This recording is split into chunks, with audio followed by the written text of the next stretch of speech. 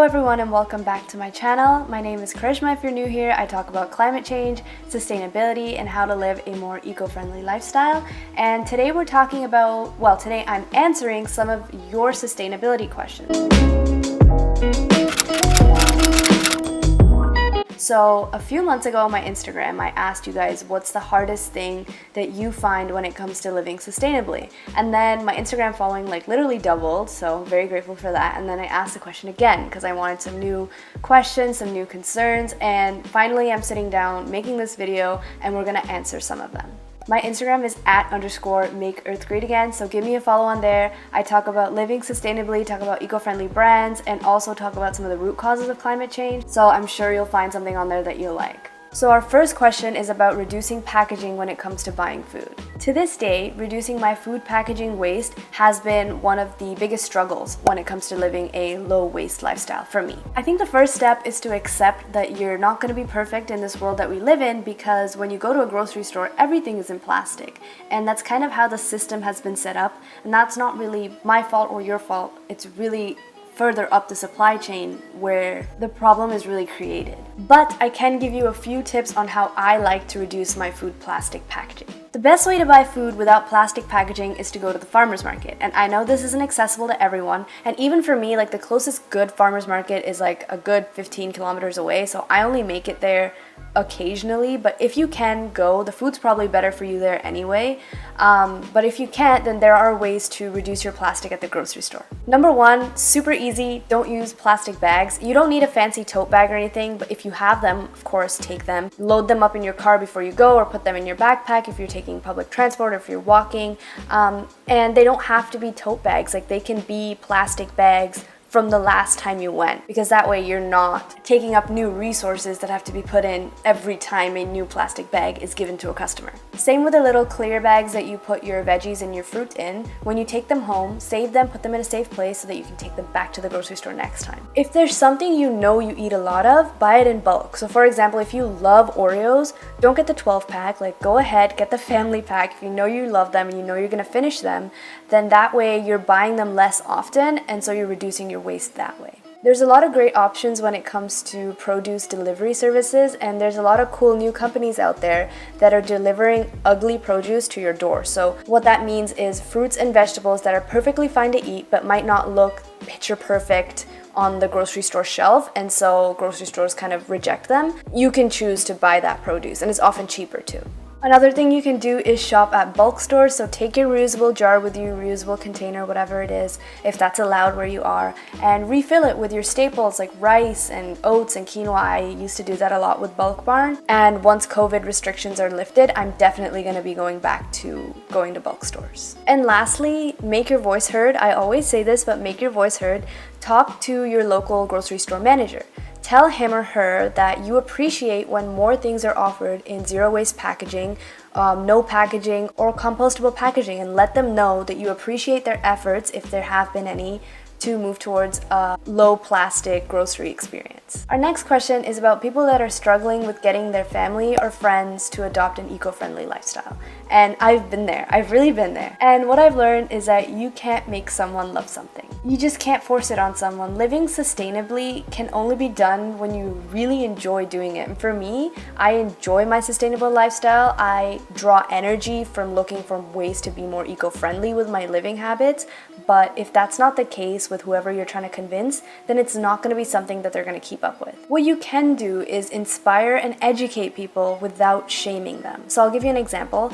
I showed my parents a documentary on mica, which is a common ingredient that goes into makeup products, and the child labor that goes in behind it. Immediately, my mom and my sister went through both of their makeup drawers looking for products that contained mica because they felt strongly about supporting products that use child labor. Essentially, the best advice I can give you is to set a good example, be vocal about your choices, tell people why you're making them, how you're doing them, and inspire people to change without shaming them and their living habits. Our next question is about avoiding plastic in general, and the first thing I would say again is accept that plastic is everywhere. That's the society that we live in today, and it took me a long time to come to terms with this, but I, as one person, cannot change that. We live in a plastic world. Life in plastic, it's fantastic, as Barbie says, except it's not. We live in a system that's upheld by single-use culture, and the best you can do is to reject that culture as much as you can. Buy things with more intention. Ask yourself, how much use is this going to get? Is there a way I can buy a reusable version of this item as opposed to a disposable version? Take, for example, paper towels. Every time you need to wipe up a mess, don't get a new paper towel or a kitchen napkin and use washcloths or old fabric instead to wipe them up, and then keep a basket of dirty ones somewhere in your kitchen so that you can throw them in the wash once they're all dirty. Now, this isn't an overnight swap. We've been conditioned for years to think that the only way to clean up a mess is to use a disposable paper towel. This isn't true. So it takes a little bit of unlearning to get out of that routine, to get out of that mindset, get out of that single-use culture, and realize that actually I can do this with 1 or 2 or 3 reusable items. So it doesn't happen overnight. Start small, start with your little basket of washcloths and keep your emergency paper towels there in case, but take that first step. Number 4 is resisting Amazon.com. And my mom asked this question because I know she uses Amazon a lot, and I think a lot of you might have that question also. And it's hard because the convenience is so tempting. If you use Prime, then whatever you order gets to your door in 2 to 3 days? But again, ask yourself, do I really need this? How many uses is it going to get? And if the answer is yes, then maybe try to look for alternative ways of sourcing that item. See if you can borrow it. Like if it's something you're just going to use once, see if one of your neighbors has it, or family and friends, ask around, because that way you'll save money and you also won't need to buy from Amazon. Ask yourself, can I support a local business instead? Jeff Bezos is one of the richest people on the planet, and you could be putting more money into his company and helping him buy another private jet. Or you could be putting your money towards a local business where, someone might be saving up to send their kid to school. At least that's the way I like to think about it. Facebook Marketplace is another really good example, or secondhand sites like Kijiji here in Canada is a great place to find things that you might need. It's a whole lot cheaper too. When I have the urge to buy from Amazon, I think of a quote from an ex-employee, Nicole Gracely, who ended up homeless at one point in her life, and she said that literally being homeless was better than working at Amazon. And that really made me think if I want to be supporting a company that treats its workers in this way. Our next question is about walking more and driving less. As we know, driving emits a lot of carbon dioxide, which is not what we need. It's getting hotter and hotter every year, but sometimes you have to. I drive pretty much everywhere I go because where I live, public transport is crap. I hate traffic. I actually hate traffic more than most things in the world. And when I lived in Toronto last summer, I had my car there, but I chose to take the subway every time I wanted to go downtown because I didn't want to sit in traffic. Like, I would rather sit on the subway and read my book than be stuck in traffic. Of course, I know COVID complicates things when it comes to public transport, but once things start to open up, definitely consider that if you are fortunate enough to live in a city that has a strong public transport network. If that's not an option either, think about carpooling. When I would drive back from university to my house, I would often carpool with other students that also lived in my area. We'd split the gas money and it would work out perfectly. It essentially saves petrol and stops that one extra car from being on the road and making that journey. And lastly, if you're going to walk, which I did a lot when I went to university. If you're going to walk, just be prepared. If you live in Canada, you're going to want to walk a lot more if you have a nice warm jacket, gloves, scarves, and a hat in the winter than if you're not prepared and you're going to want to drive. So if you want to take that walk, which is again better for your body, better for the environment, probably better for your mental health, then just go prepared. Have all your warm stuff, or if it's summer, have your hat, have your sunscreen. Make sure that that walk is going to be a comfortable and pleasant experience for you. Our next question is about growing your own plants, and this is asked by my boyfriend Karna, so thank you for asking that question. This is funny because every time Karna comes over, I take him on a little plant tour of my veggies, and I think he's getting sick of it, but whatever. My advice is start small, try one thing. You could start off with a tomato plant or a zucchini plant, or you could even start off with some herbs on your kitchen windowsill. There's a whole YouTube community on gardening. Like, there's so many resources on the internet. If you have any questions, you can also shoot me a message. I'm still kind of a beginner, but I had a really good season this year, and I've been talking to so many of my friends about gardens that are starting out. Let me tell you this though, growing your own food is one of the most rewarding things that will make you feel so powerful and in control and accomplished. Like, I can't tell you, this year when my first green tomato turned red, I was living off that high for like 2 weeks. Our next question is about fast fashion, and I am intending to make a whole other video on this because I don't buy fast fashion anymore. I haven't for more than 8 months now, and it's been a really great journey giving that up and learning more about slow fashion and intentional fashion and things like that. But as we know, fast fashion companies like H&M, Forever 21 are global pollutants.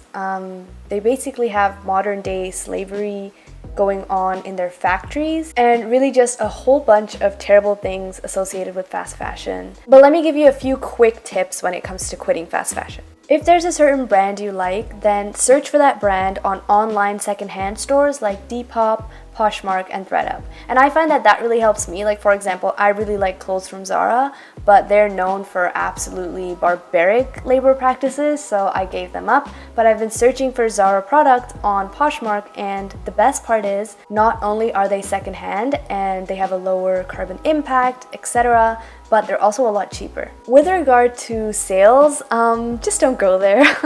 My sister and I, we used to run to the sales section. Like, I used to be that girl. I used to run to the sales section of Forever 21, like it would say $5 rack, and it's like I would go into a trance and just walk towards the sales section and find something that I do not need, pick it up and buy it just because it was cheap. So my advice is don't go to sales, and if you do find yourself at a store having a sale, think about, what do I already have in my wardrobe? Do I have something similar? Does it match my style? Where do I envision myself wearing this, and what do I envision myself wearing it with? Like, sometimes I'd buy a shirt just because it's nice and pretty, come home and realize there's really nothing I own that would go with it. If you can answer all of those questions, then there's this concept of 30 wears that I've been seeing over social media.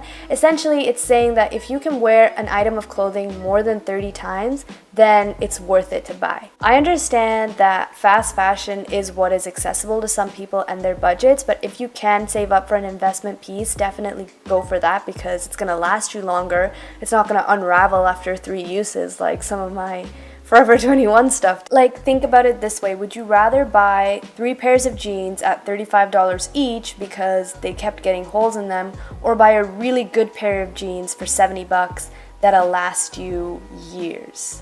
That's kind of how I like to see it. This question is very important to me because I struggled with this too. Consistency. You're never gonna be consistent when it comes to your climate goals, whatever they might be, reducing plastic, reducing carbon, reducing food waste.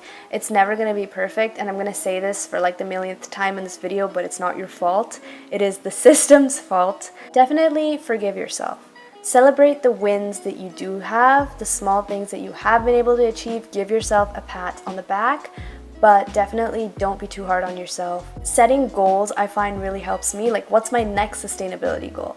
I'll be looking forward to that, looking for ways to achieve it, and once I do, I'll give myself a little pat on the back. But again, remember that it's not your fault that the world is this way, and you can make lifestyle changes all you want, but the best way to be a climate activist is to get out there, get involved in politics, email your favorite brands, ask the tough questions, demand change at the top. This question is about being vegetarian and reducing your meat consumption, and I intend to make another whole video on this topic, but my advice for now would be start small. You don't have to go cold turkey and cut out all meat from your diet starting tomorrow. Start with 1 meal a week. Like, try and make 1 meal out of your week completely vegetarian. Learn how to make it, like learn a favorite vegetarian dish and just learn to absolutely love it. Like, you'll actually look forward to eating it and putting it into your weekly meals. And remember that the world of sustainability can be this all or nothing place, and if there's something you really, really like, you don't have to give it up. Like, for me, I love seafood,